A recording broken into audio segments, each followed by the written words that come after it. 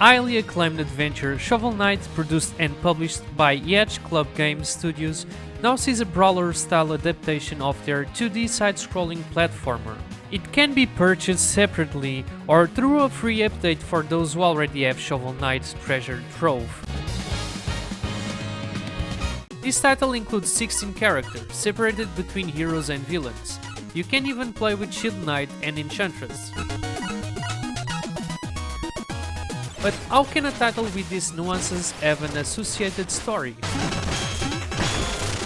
It all starts at the Tower of Fate. A terrible truth has just been revealed. The final battle between the Spectre Knight and the Enchantress was about to take place.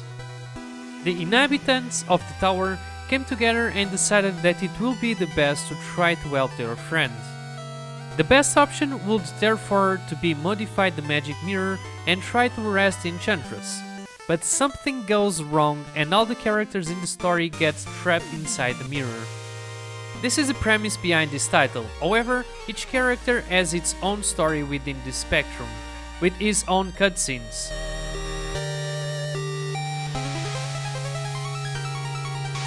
Even during battles in story mode, each character has been given a rival or a character that introduces a unique impact, relative to the history of encounters in the past title. It gives the idea that these impact characters were handpicked to make everything as interesting as possible. Even through the small talk lines between encounters, each character has his own little story. In fact, it's a point that makes the story fresh, with the presence of short episodes for each character, in a game mode that could become repetitive. This point is completely overlooked, as although the mechanics of the chosen character are the same, the game modes, maps, and even the enemy characters are varied, as can be experienced in Super Smash Bros. Classic mode. Single player mode is presented in ladder mode, meaning the player will have to defeat a number of enemies until they reach the final battle. The tower thus presents 9 completely different encounters and mix between normal combat, mini-boss and final boss. These encounters focus on capturing a number of gems presented at the start of the fight, or the number of lives of each player. Sometimes these modes mix with small differences. In battle mode, you can choose combat subgenres.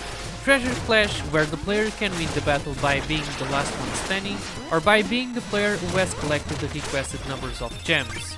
However, the most fearless and competitive players will surely choose Showdown mode, which consists only of reaching the end of the battle with more lives.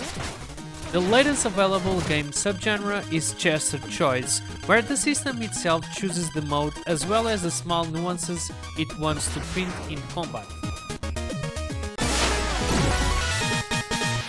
Practice mode and Targets mode implementation are also available. The Targets mode is quite simple, breaking the targets to earn points. If the player breaks a group of consecutive targets, a bonus point for completing the chain is added, as well as extra seconds of playtime.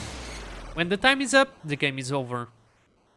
Another very interesting aspect is the inclusion of achievements within the game itself. Since only a percentage of characters and maps are available to play, these achievements must be completed to unlock them. Remember that there are also several skins for characters that are also acquired via achievements. From single player modes to local multiplayer modes, there are several ways to play Shovel Knight Showdown. With its super distinctive pixel art style, sound effects, and superb 8-bit soundtrack, it can translate into hours of fun, alone or together, up to 4 players.